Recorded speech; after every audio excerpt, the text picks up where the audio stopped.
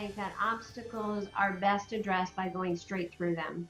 Some people say going around them is better. What is your philosophy on that?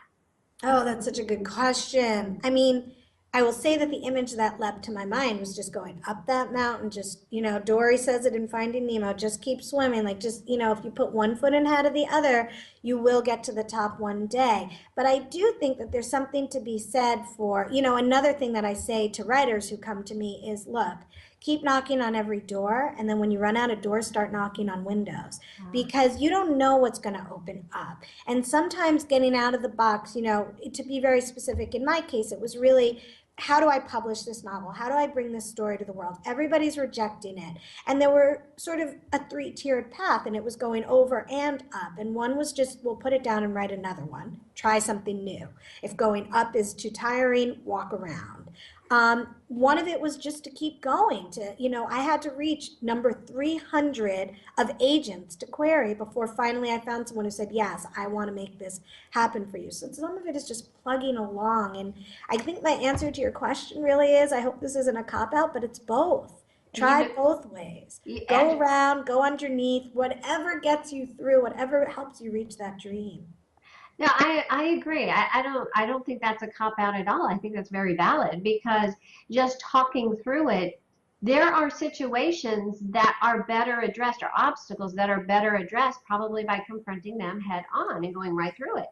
And then there are others that are maybe a little more sensitive that you do need to take that broad way around, but you will. I guess the important thing is to get to the end of your journey, right? Right.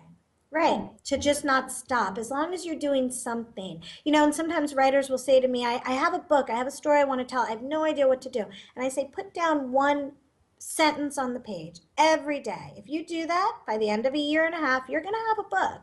Just keep putting, and it's a metaphor that applies to other things too.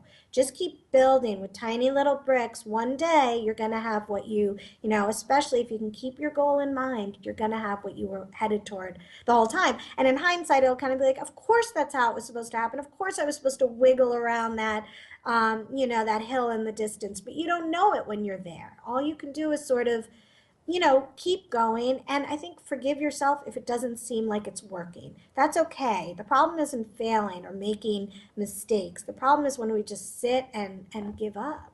Right. And I'm sure you've heard the saying that a mistake is not a mistake if you learn from it. You agree with Right. that? 1,000 failures to, yeah, about 1,000 failures, and finally, was it Addison learned to Yes. somebody else? Yeah, I mean, yes, and those are all parts of it. I mean, I learned stuff that I didn't know I had to learn at the time, but I'm awfully glad I know it now. Absolutely. Absolutely.